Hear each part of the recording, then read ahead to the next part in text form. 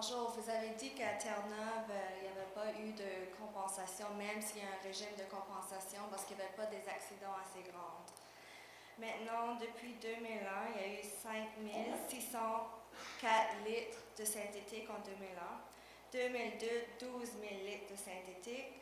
2003, 33 000 litres de synthétique. 2004, 262 959, à peu près 1000 barils de pétrole d'échappée.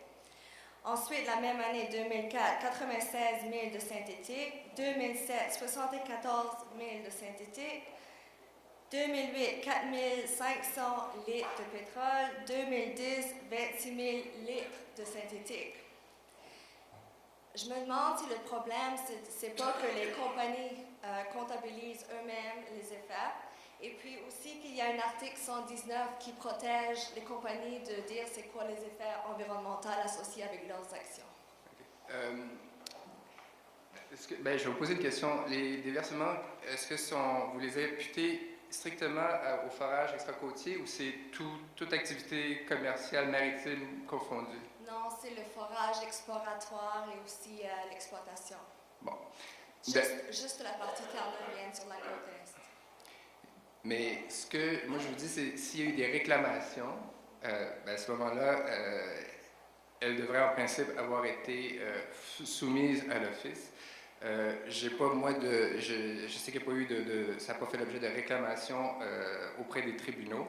Et maintenant, on avait monsieur ici, un représentant de l'Office qui pourrait nous dire quel est le nombre de réclamations qui a été fait. Mais le déversement doit être apporté de toute façon.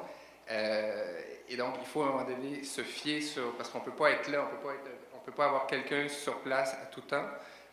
Encore une fois, je reviens au domaine maritime. Lorsqu'il y a une réclamation, ce n'est pas tous les navires qui le font, mais la grande majorité le font. Et il y a aussi, parce qu'on parle de l'indemnité, mais il y a aussi un aspect pénal si les opérateurs ou les armateurs ne se conforment pas à leur obligation de rapporter un litige. Donc, je ne peux pas vous dire davantage que ça.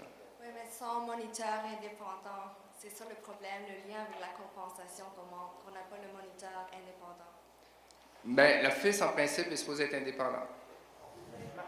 Les moniteurs indépendants. OK. Alors, on va dépasser la période de 10 minutes, compte tenu que la conférence a été moins longue que prévu. Alors, ça nous donne une certaine marge de manœuvre. Mais on essaie d'être le plus concis possible, s'il vous plaît. D'accord. Scott McKay, je suis député du Parti québécois dans l'Assomption, le porte-parole de l'opposition officielle en matière de mines et tout ce qui sort du sous-sol, en fait. Donc, possiblement, si cette loi de mise en œuvre de l'accord vient avant la prochaine élection, ce sera possiblement moi la personne qui aura à le critiquer. Alors, j'ai pris bonne note de certains des éléments qui devraient éventuellement s'y retrouver dans le régime de compensation, peut-être éventuellement un fonds qui pourrait être alimenté, un fonds de compensation alimenté à même la production ou les revenus de production. Je voulais simplement, premièrement, vérifier est-ce que le 30 millions dont vous parlez, c'est bien un montant qui a été fixé il y a 25 ans. Est-ce qu'il n'a jamais été indexé et est-ce que vous pensez qu'il y aurait lieu de l'indexer ou à tout le moins de prévoir une clause d'indexation?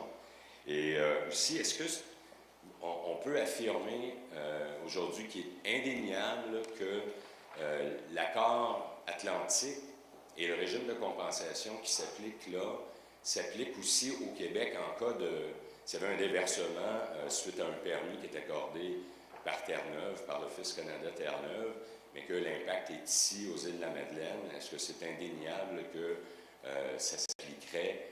Et parce qu'il semble qu'initialement, quand même, quand cet accord-là a été signé, les projets qui étaient visés étaient tous extra-côtiers, n'étaient pas dans le Golfe. Et là, je sais qu'il y a certaines personnes qui se demandent est-ce que ça s'applique intégralement aussi à la situation du Golfe? Oui. D'abord, la première question, j'ai le règlement sous les yeux qui fixe la limite à 30 millions, règlement de 1988, et je vois pas de clause d'indexation.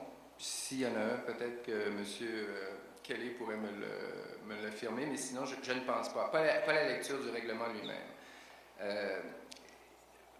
Ça, c'est la première question. Votre deuxième question sur la portée territoriale de l'accord.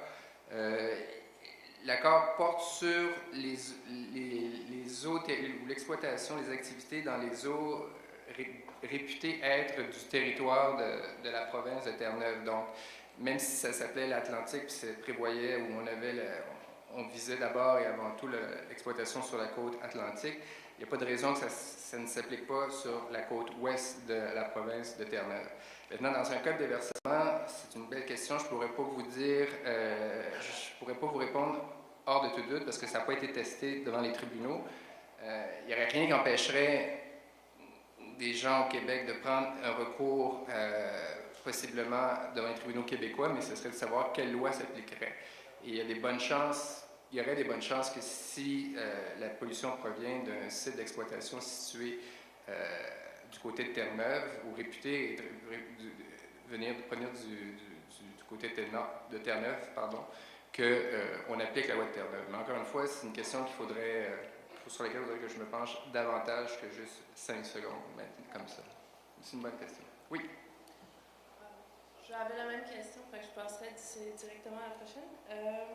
Je représente la Société de conservation des îles de la Madeleine. On n'est pas exactement une fiducie foncière, mais on est fiduciaire de terrain qu'on garde en conservation. Je voulais savoir quelle est la compensation pour des organismes, des parcs, des terrains privés voués à la conservation, à la protection des services des écosystèmes, dans un cas de déversement, dans un cas de pollution attribuée à l'exploitation des hydrocarbures. On ne parle pas nécessairement de tourisme, on ne parle pas de pêche, on ne parle pas de transformation. Alors, comment est-ce qu'on compense ceux qui n'ont pas nécessairement de revenus jusqu'à maintenant, ce qui a été fait, c'est qu'on indemnise les dépenses ou les sommes engagées pour restaurer le milieu. Quand vient le temps d'indemniser le temps des participants, on fait la distinction entre les bénévoles et les non-bénévoles. Puis, dans un contexte où justement on doit tenter d'utiliser son argent, on n'a pas des sources indéfinies d'argent, on va payer les gens qui sont engagés, mais les gens qui sont bénévoles et qui le font par esprit civique, eux ne seront pas rémunérés pour ça. Et maintenant, sur la question de la valeur ou du dommage causé à l'environnement en tant que tel, s'il n'y a pas une perte d'affluence, s'il n'y a pas une perte économique liée à ça, comme le site appartient pas, vous en êtes fiduciaire, mais ne vous appartient pas, on n'imputera pas une somme économique, une valeur économique aux dommages causés comme tel à l'environnement. On va rembourser par contre les frais qui sont liés à la restauration. Merci. Alors, je vais prendre les questions des 3 derniers intervenants. Okay. Thierry Gosselin, biologiste avec Attention Fragile. Dans le golfe du Mexique, ils ont bénéficié en fait d'une très belle étude de Robert Costanza, qui est l'un des pères fondateurs de la nouvelle discipline qu'on appelle les services écologiques. Le golfe du Saint-Laurent ne dispose pas de ce genre d'études qui aurait évalué, si on veut, les bienfaits et les services que les différents écosystèmes du Saint-Laurent nous donnent gratuitement. Alors je me dis, si c'est un cauchemar pour le golfe du Mexique, qu'est-ce que ça va être dans le golfe du Saint-Laurent? Comment on fait pour faire payer quelque chose qu'on n'a pas encore évalué? Oui.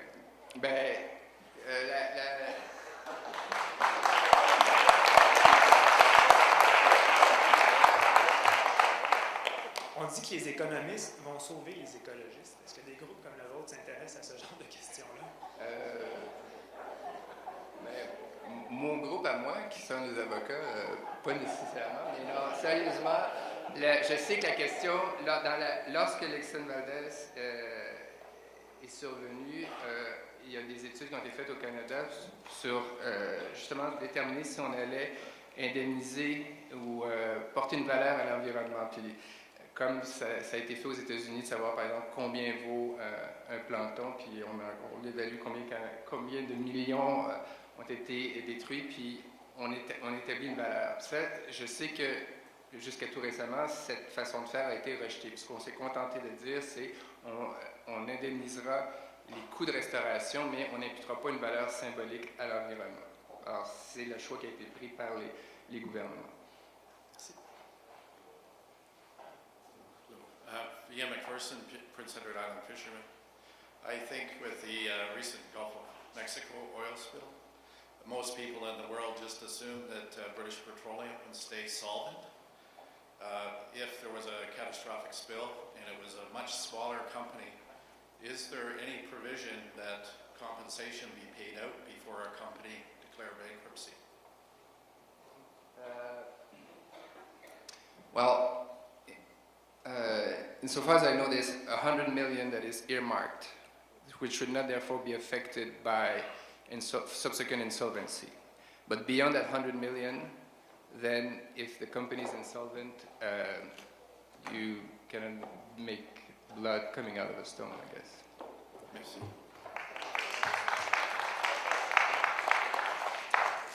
Bonjour, monsieur. Bonjour. Je m'appelle Raymond Gauthier, je suis un retraité modelino et je siège sur le comité des hydrocarbures à titre de citoyen. Je suis désolé, mais je trouve ça un peu ridicule, l'importance qu'on attache à la question des compensations dans le débat actuel. Pas rien qu'ici dans la salle, là, en général. Moi, je trouve que le débat devrait se situer à un autre niveau. L'image que j'ai dans la tête, là, il y a un incendiaire qui arrive avec une torche là, pour brûler ma maison. Moi, avec ma conjointe, je me dis, oh, on a des bonnes assurances, valeur de remplacement. Puis là, on commence à s'interroger entre nous autres sur quelle couleur de peinture on va mettre sur la prochaine maison. C'est...